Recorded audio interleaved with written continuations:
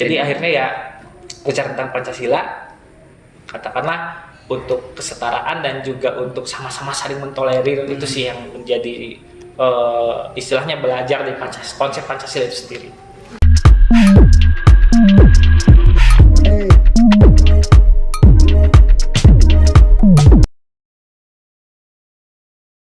Bismillahirrahmanirrahim. Assalamualaikum warahmatullahi wabarakatuh.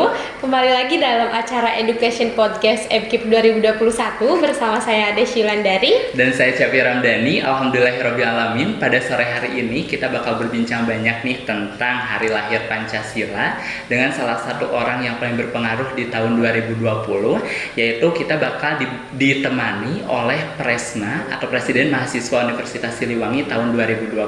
Ada siapa Kak Des? Pada sore hari ini kita akan kedatangan dan juga ditemani oleh Kak Jaka Priyapurnama selaku Presiden Mahasiswa pada tahun 2020 Kak Cepi. Luar biasa. Nah, kita bakal berbincang banyak nih Kak Des tentang hari lahir Pancasila, tentang Pancasila dan yang berhubungan dengan Pancasila itu sendiri. Nah, tanpa berlama-lama lagi langsung saja kita undang saja. Kita langsung panggil saja Kak Jakanya. Boleh kita sambut saja ini dia Kak Jaka Priyapurnama. Ya. Gimana nih? Aduh, ini sore Kak Jaka. sore dari teman-teman FKIP ya. Iya, luar biasa. Nah, bagaimana kabarnya? alhamdulillah baik. Nah, Cuma ini lagi gak baiknya di skripsi kayaknya. jadi harus kerja keras, harus ekstra di skripsi. Itu ya. ini ya apa manis-manisnya perkuliahan di akhir-akhir perkuliahan. Lebih ke sepet kayaknya.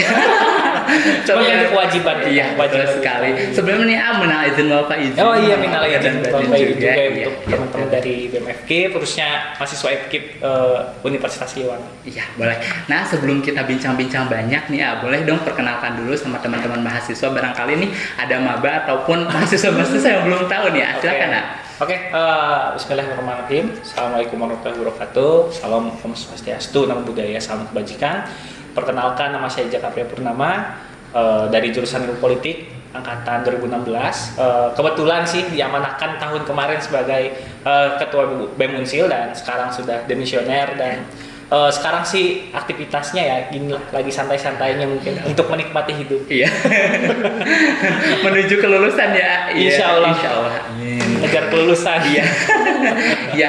Nih hari ini kita insya Allah bakal berbincang banyak mengenai Pancasila itu sendiri nih ya. Nah menurut AA nih untuk awalan bagaimana sih pendapat AA atau pandangan AA tentang latar belakang dari lahirnya Pancasila di pada masanya gitu. Gimana? Ya. Jadi begini ya, ngomongin Pancasila, otomatis karena kebetulan ya kan, saya di jurusan ilmu politik dan juga kita mengenal sebuah sistem dan juga sistem itu pada dasarnya itu berpedoman. Cuma kalau misalkan lebih enaknya juga nih ngobrolnya sama anak sejarah itu lebih hype juga kayak dan lebih istilahnya tingkat tarikannya. Cuma saya ambil perspektif dari disiplin ini saya dan juga yang saya ketahui. Jadi mengenai Pancasila itu terutama kan kita Indonesia ini sebagai negara dengan tingkat multikulturalisme paling tinggi di dunia. Beberapa kepulauan, terus juga bahasa, suku, ya kan, adat dan budayanya banyak banget. Yang pada akhirnya ini akan menjadi satu hal yang menurut saya ini sangat luar biasa di Indonesia, khususnya apalagi kita bicara tentang kultural, nilai-nilai kultural, norma dan juga istilahnya adab-adab yang memang sangat diglorifikasikan oleh masyarakat di kita. Makanya kita bicara tentang adat Sunda, kita bicara tentang adat Batak dan yang lain-lain, khususnya itu selalu berbicara tentang ada ciri khasnya nggak sih? Kayak misalkan ini deh, bercandaan orang Sunda nggak bisa ngomong F ya. Itu kan sebenarnya dari kultural yang pada akhirnya itu menjadi satu hal yang katakanlah menurut saya tuh jadi ciri khas sebenarnya. Nah, kembali lagi ke topik awal mengenai Pancasila ya kan, Pancasila pada dasarnya kan Bhinneka Tunggal Ika itu dibuat semuanya itu lah empuk tantular kan. Yang mana kita pada waktu itu sebenarnya Indonesia itu sangat besar pengaruhnya dan juga sangat istilahnya melihat sekali dari ke belakang itu ke Majapahit. Nah, negara Indonesia itu kan benderanya merah putih. Majapahit benderanya merah putih tapi ada lambangnya tengah. Ya kan? Nah, makanya ketika kita bicara tentang Pancasila khususnya tentang lahirnya Pancasila ya kan, makanya ketika pada waktu itu ya founding father negara kita khususnya Soekarno, Muhammad Hatta dan yang lain-lain itu kan memang perumus ya pada Piagam Jakarta. Yang mana pada akhirnya dari Piagam Jakarta itu kan nomor 1 itu ketuhanan. Dulu itu kan memang ada perubahan di sila ke-1 yang mana diganti menjadi tadi kan membawa satu nilai religius kepada agama tertentu. Ya kan? Digantilah untuk lebih kayak ke multikultur gitu, menyeluruh diganti jadi ketuhanan yang Maha Esa. Dan juga kita mengenai toleransi, khususnya kita bicara Pancasila, anak-anak muda ini khususnya mungkin sekarang ya, ini jadi otokritik juga untuk saya sebenarnya. Kita lebih kayak ke terlalu mengamalkan nilai-nilai ataupun istilahnya ini ya tentang egosentris di diri kita sendiri, tanpa mengetahui ternyata memang kita ini adalah negara dengan kultur yang sangat banyak. Kita ini adalah negara yang istilahnya kaya akan budayanya, dan kita masih saja istilahnya untuk melihat budaya lain. Betul. Katakanlah kayak gajah di pelupuk mata tidak terlihat, tapi semut di ujung lautan terlihat. Betul. Nah, makanya mengenai Pancasila ini ya, khususnya mungkin ketika kita bicara tentang implementasi khususnya dari diri kita sendiri, yang pada akhirnya akan bermuara dalam satu objek, yang mana objek itu dinamakan sebuah hal yang katakanlah ini mengenai kesetaraan dan juga mengenai tentang katakanlah ini ya keberagaman gitu ya. Pada akhirnya kita akan saling akan saling bertoleransi, akan saling menghormati satu sama lain. Luar biasa sekali. Sangat mendalam sekali Kak Ades ya. Sangat luas sekali jawabannya gitu ya. Nah, ini menurut AA gitu ya, pandangan AA terkait proses lahirnya Pancasila sebagai dasar negara gitu, dikaitkan dengan keadaan pada saat ini gitu, khususnya untuk para pemuda saat ini gitu. Ya, dulu itu kan sebenarnya ketika lahirnya Pancasila itu ada panitia Dokuritsu Junbin Kai, yang mana pada waktu itu ada panitia yang mana itu sebagai proses untuk istilahnya perumusan Pancasila itu sendiri, yang mana sebenarnya ketika gini ya, untuk bicara ke belakang sebenarnya saya bukan orang yang istilahnya terlalu saya bukan orang yang tipikal orang yang terlalu memikirkan romantisme. Karena kalau misalnya bicara tentang ke belakang itu kan kita melihatnya romantisme masa lalu. Cuman yang bisa diambil dari katakanlah pendahulu kita itu adalah nilai spiritnya dan nilai juangnya, yang mana dulu wajar ketika misalkan pemuda di kita khususnya itu terlalu istilahnya menggebu-gebu karena mereka punya satu tujuan. Dan yang menjadi salah untuk kita sekarang, kritik kita untuk sekarang itu apa? Kita kayak nggak punya tujuan mau kayak gimana. Kita sudah memenangkan, tapi kita untuk mempertahankannya masih jadi mau kayak gimana nih, khususnya anak-anak muda sekarang, kayak misalkan untuk banyak mungkin kan implementasi kayak atlet-atlet itu kan itu menjadi salah satu hal yang istilahnya menjadi luar biasa, dan itu menjadi modal bagi kita khususnya bagi para pemuda ya, karena mungkin untuk implementasi ini kan dari 10 jurusan itu ada penjas ya kan, dan istilahnya prestasi dari anak-anak FKIP itu kan luar biasa juga gitu. Makanya udah istilahnya kan mungkin FKIP itu kan juga sebagai fakultas dengan mahasiswa terbanyak di Unsil, dan pastinya memang saya juga istilahnya banyak belajar dari anak-anak FKIP untuk secara akademik ataupun non akademiknya dalam prestasi. Maka ya istilahnya kesimpulannya ketika kita istilahnya anak muda ini harus kayak gimana untuk sekarang, dan ketika melihat perjuangan masa lalu, stance ataupun istilahnya pendirian, kita harus istilahnya mempunyai thresholdnya atau tolak ukurnya untuk kayak kita mau kayak gimana, range kita mau kayak gimana dalam umur kayak gini, khususnya pengamalan dalam nilai-nilai kultural dan juga pengamalan dalam istilahnya nilai-nilai sosial yang lainnya gitu. Ya, luar biasa sekali Kak Ades ini. Jadi nih untuk tadi kan Kak Ades bicara tentang proses lahirnya ya Kak. Nah itu untuk tolak ukur tadi sendiri ya Kak bilang tadi kalau tolak ukurnya itu seperti apa. Nah untuk tolak ukur menurut pandangan AA, tolak ukur sekarang itu di masa-masa pandemi dan juga untuk mahasiswa sekarang itu gimana menurut pandangan AA dikaitkan dengan Pancasila itu sendiri? Dari Pancasila itu sendiri karena sekarang itu kayaknya kita dipaksa untuk lebih inovatif sih, khususnya dalam pengembangan iptek. Yang jadi PR itu di luar pulau sana ya, khususnya mungkin di NTT, di Papua itu masih banyak yang kurang punya sinyal. Betul. Iya kan? Contoh kayak misalkan, ketika ada anak Unsil yang di Papua belum tentu dia bisa dengerin podcast kita yang Nah itu contoh kecil yang kadang kita nggak sadari. Nah Jadi ketika kita berbicara tentang khususnya implementasi ataupun tolak ukur istilahnya apa yang harus kita lakukan untuk mikirin negara ini, walaupun negara kita nggak mikirin kita sih. Bansos aja korupsi kan. Ya istilahnya kita hanya cukup, nggak bisa kita hanya memasrahkan diri untuk berdoa aja kan. Makanya ya anak-anak muda sekarang khususnya ketika kita berbicara tentang cita-cita dan juga istilahnya kita bicara tentang keadilan, ya kan ini bicara keadilan kan, apalagi tentang kemanusiaan. Ini kan bicara tentang kemanusiaan juga. Pada akhirnya apalagi sih yang kita lakukan, kita nggak bisa ngeluh doang gitu. Betul. Ya kalau misalnya kita ngeluh doang ya udah kita udah aja bilang ke mama gitu kan. Kalau ngeluh ya kan. Tapi kan lebih dari itu adalah ketika kita berbicara tentang tadi yang menjadikan tolak ukur ya spirit dari kita ini khususnya dan juga pendirian. Kita mau kayak gimana, apakah kita istilahnya fokusnya mau ke pendidikan, fokus kita misalkan mau ke non akademik, fokus kita mau jadi pengusaha atau apa. Karena setelah lulus jadi mahasiswa itu menurut saya ada 4 sih pilihannya. Yang pertama itu jadi praktisi ataupun profesi kayak misalkan guru. Yang kedua jadi akademisi. Yang ketiga itu jadi entrepreneurship. Yang keempat adalah misalkan kalian mempunyai bakat-bakat yang katakan non akademik, kita bisa bikin IO atau misalkan jadi program designer ataupun apapun gitu. Mungkin pilihannya ada 4 sih kalau menurut saya. Ketika bicara pasca kampus kita ya, dan pada akhirnya itu akan jadi satu kebanggaan bagi bangsa kita ketika kita punya prestasi lebih. Dan pada akhirnya kita bisa bicara lebih tentang wilayah-wilayah yang istilahnya masih belum mempunyai sinyal dan lain-lain untuk istilahnya kita membantu secara moral dan ataupun moral gitu. Jadi mungkin lebih ke kesadaran diri saja ya. Tentang awareness kita. Awareness gitu. Oke, luar biasa sekali. Jawaban dari Ajeng ini sangat menggebu-gebu dan juga beda kan kadang Presma itu harus benar-benar semangat gitu. Jadi jawabannya itu semuanya harus semangat. Cuman kayak kalau jadi Presma harus lebih capek lagi. Kayak capek sih ya. Kita mikirin berapa ribu mahasiswa. Iya sih benar. Ya, kalau misalkan pengamal itu bisa jadi contoh juga sebenarnya. Di Unsil lah kita bicara Unsil ataupun ya, mungkin kalau misalkan di sini ada bidang di BMF gitu ataupun di mana itu kan kita bicaranya lingkup. Kita mikirin orang gitu, bukan orang yang mikirin kita.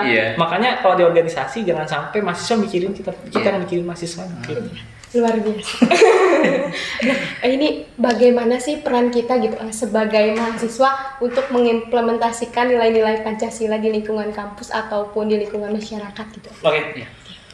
Untuk di lingkungan kampus ya, bicara tentang istilahnya dari Pancasila sendiri. Karena kan ada 5 ya kan. Dan saya nggak perlu nyebutin juga 5 Pancasila di sini pasti udah tahu. Jadi ini ya kesimpulan dari ketika kita bicara tentang nilai-nilai Pancasila, kita ini hidup bernorma dan bernilai. Yang mana di dalam norma itu ada norma sosial dan norma agama. Nilai pun sama. Kadang kita bicara tentang kultural ya. Kalau menurut saya gini, ketika kita melanggar norma agama itu udah pasti melanggar norma sosial. Tapi ketika kita melanggar norma sosial belum tentu melanggar norma agama. Contohnya kayak gini, misalkan ketika kita istilahnya dalam norma agama ya, dalam lingkup norma agama ini bicara tentang harus jadi satu edukasi juga mungkin untuk istilahnya pergaulan di sekarang ya. Anak-anak zaman sekarang mungkin remaja menuju dewasa itu banyak ke pergaulan bebas seperti seks ataupun istilahnya ke narkotika dan yang lain-lain. Itu tentang kultur. Dan itu ketika tentang bicara istilahnya norma sosial, itu kan dikembalikan lagi pada pemikiran perspektif dari circle itu sendiri.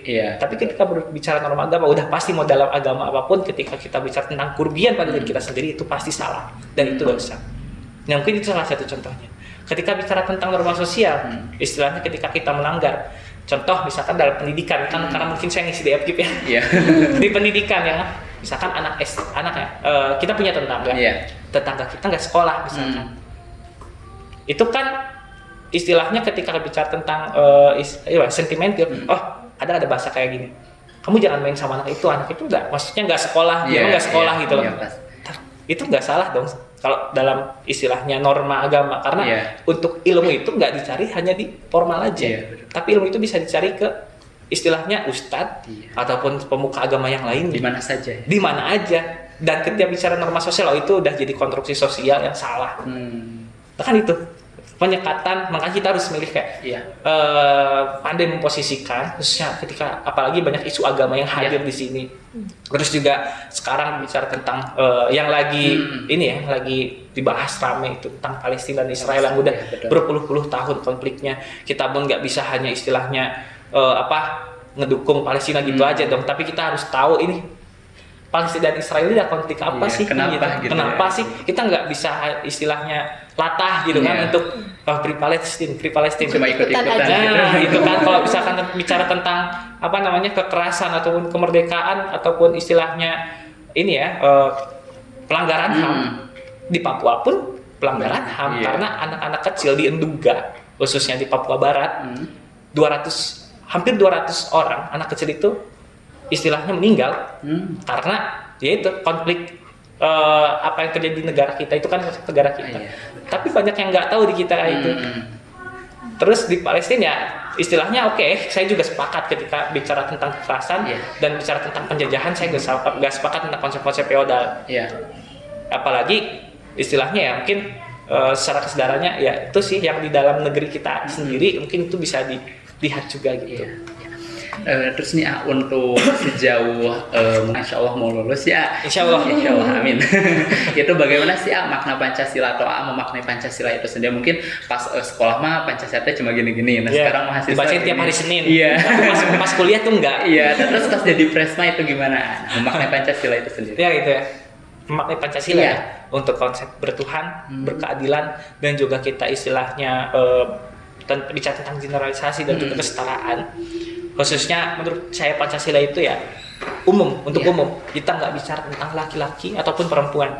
Makanya kita sendiri nggak boleh ada sekat atau kultur yang istilahnya patriarkis. Bicara tentang perempuan dan laki-laki. Makanya Pancasila itu dibuatnya sama untuk laki-laki dan perempuan.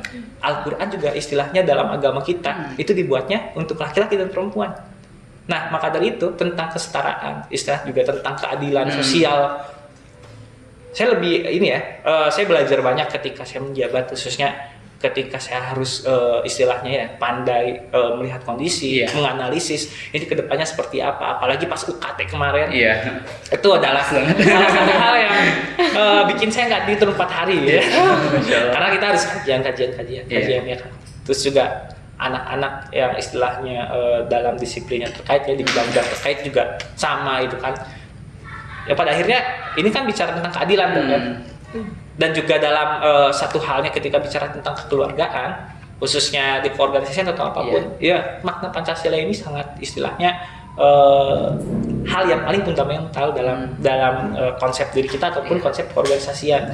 Kadangkala banyak kali ya terjadi hal yang katakanlah ini perempuan dan laki-laki ini istilahnya masih ada penyekatan atau apa. Kalau menurut saya dengan satu hal yang katakanlah konsep feminisme kultural yang mana pemikiran antara laki-laki dan perempuan itu sama secara pemikiran, bahkan itu enggak jadi tolak ukur laki-laki lebih bagus, perempuan lebih bagus, tapi enggak. Tapi dalam konsep feminisme kultural ini ada salah satu hal mengenai fisik yang mana fisik itu mau nggak mau laki-laki lebih unggul dari perempuan, dan itu bukan salah satu hal tentang bicara tentang kehebatan enggak. Tapi kehebatan itu ya dari soft skill gitu sih. Jadi akhirnya ya bicara tentang Pancasila katakanlah untuk kesetaraan dan juga untuk sama-sama saling mentolerir itu sih yang menjadi istilahnya belajar dari konsep Pancasila itu sendiri. Gitu.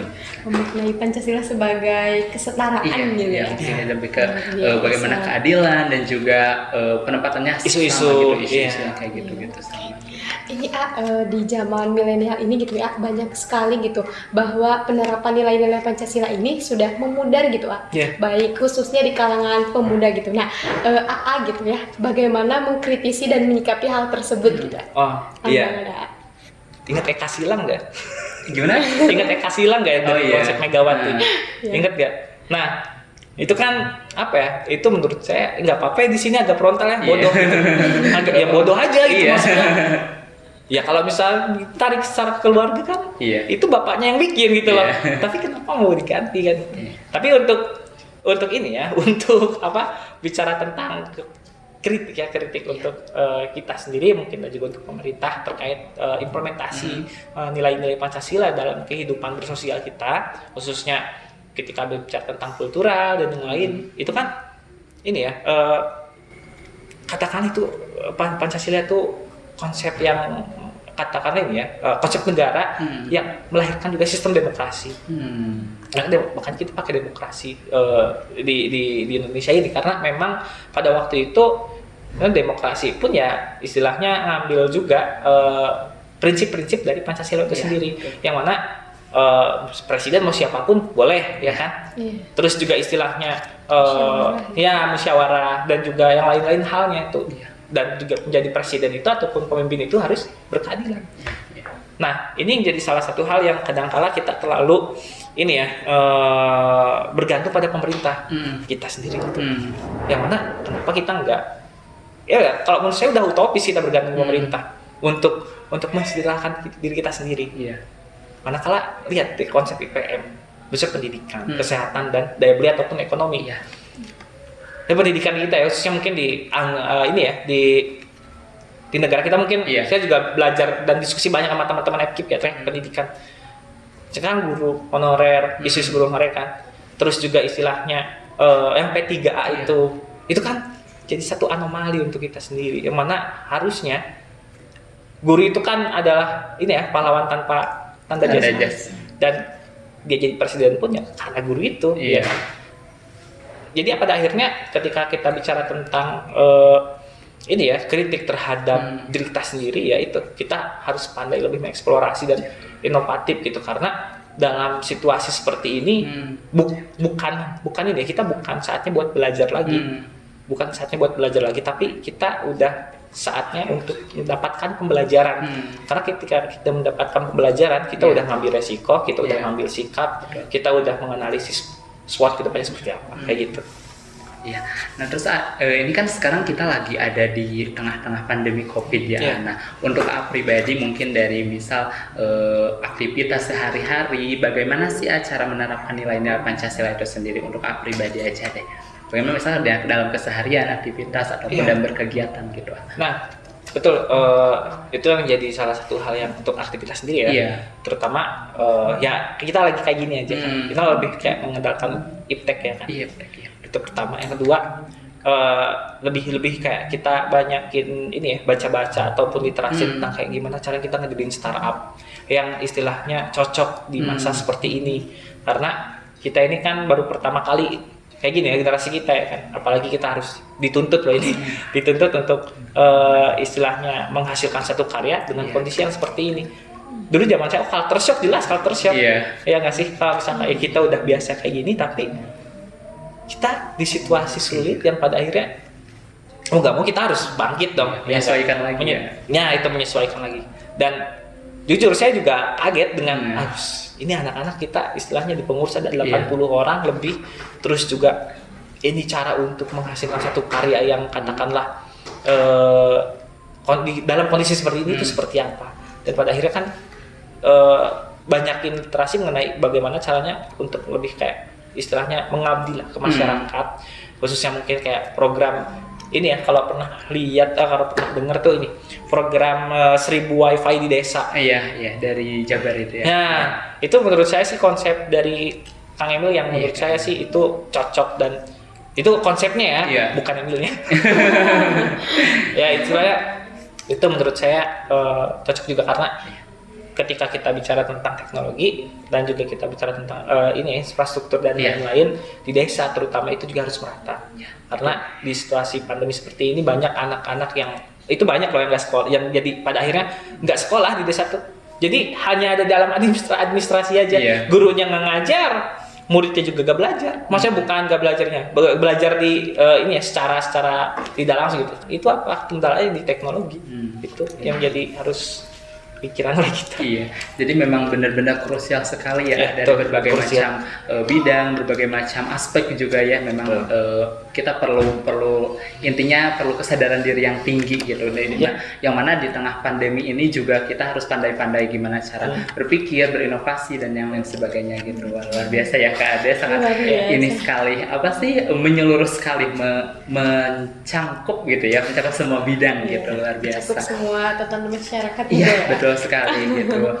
Nah, ini mungkin karena durasi ya, karena waktu. Tapi kerasa iya, karena saking ramainya gitu, saking serunya sebetulnya masih banyak yang ingin diperbincangkan, tapi mungkin karena apalah boleh buat ya durasi yang menjarakan kita untuk sementara keterbatasan. Siap ya. Nah, untuk ini mungkin ada closing statement terkait apa yang sudah kita mungkin ini ya, untuk bukan pas lebih ke ini sih, istilahnya saling sharing untuk apa yang saya alami dan kayaknya apa yang akan saya alami. Jadi gini, kita mungkin bicara tentang mahasiswa ya, terutama kayak di Unsil ini, yang mana kita masih ini ya. Jujur saya pakai alma mater Unsil untuk ke nasional pun saya nggak malu. Karena apa? Karena menurut saya Unsil itu adalah satu harga diri dan kehormatan bagi saya. Iya, betul. Ketika istilahnya orang-orang itu masih banyak kok, lebih dari puluhan ribu orang nggak diterima di Unsil. Iya, betul. Dan kita masih mikirin kampus lain. Jadi kita ini istilahnya bukan besar oleh nama kampus, tapi kita yang membesarkan nama kampus. Dan pada akhirnya ini akan bermuara juga pada konsep-konsep katakanlah Pancasila itu sendiri. Memaknai Pancasila khususnya mungkin untuk kita sebagai mahasiswa adalah berbicara tentang sebuah toleransi, berbicara tentang sebuah konteks keberagaman, berbicara tentang satu cita-cita. Karena pada dasarnya manusia diciptakan oleh Tuhan untuk menjadi pemimpin, bukan pemimpin. Yang pada akhirnya kita nggak bisa hanya berangan-angan, tapi buktikan dengan karya kalian, buktikan dengan kemampuan kalian, juga buktikan dengan apa yang kalian sudah punya. Betul. Kita nggak bisa hanya muncek Sunda namanya ngahem-hem gitu, ya kan, ngahem-hem ilmu ataupun ngahem-hem katakanlah kemampuan diri kita sendiri. Yang pada akhirnya itu akan menjadi satu kerugian dan dosa besar bagi kita sendiri. Luar biasa sekali. Jadi sharing-sharing sama Ajaka ini benar-benar membuka pikiran kita, membuat insight kita, dan juga menambah semangat, jadi bahan bakar motivasi untuk diri kita tentunya gitu. Menambahkan kecintaan kita juga terhadap kampus universitas. Universitas doang. Memang ini menjadi kebanggaan tersendiri ya buat kita. Iya, mungkin. Nah, untuk yang mau mengikuti Ajaka boleh dong disebutkan IG-nya. Oh iya. Kalau IG-nya JKP Purnama, kebetulan belum punya YouTube channel, belum punya, cuma punya Instagram doang. Itu JKP Purnama. Boleh di-follow ya. Iya, boleh di-follow. Teman-teman mahasiswa yang belum follow Ajaka boleh langsung. Coba IG-nya di-lock ya. Kalau akun kita nggak follow, nggak ACC. Iya, siap. Makanya akun-akunnya yang jelas gitu. Banyak buzzer kayak gitu. Auman. Iya, harus yang jelas ya teman-teman. Nah, mungkin itu saja untuk podcast hari ini. Sekali lagi terima kasih banyak untuk Terima kasih juga buat teman-teman dari BMFKIP, terutama yang udah mengundang saya di sini. Satu kehormatan bagi saya untuk hadir di sini juga saling sharing bersama teman-teman dari Terima kasih banget ya. Saya juga banyak belajar. Iya, mungkin itu saja yang dapat kita sampaikan hari ini. Jangan lupa untuk tonton terus di EduPods episode-episode selanjutnya. Sampai bertemu lagi di lain kesempatan. Akhirul kalam. Wassalamualaikum warahmatullahi wabarakatuh.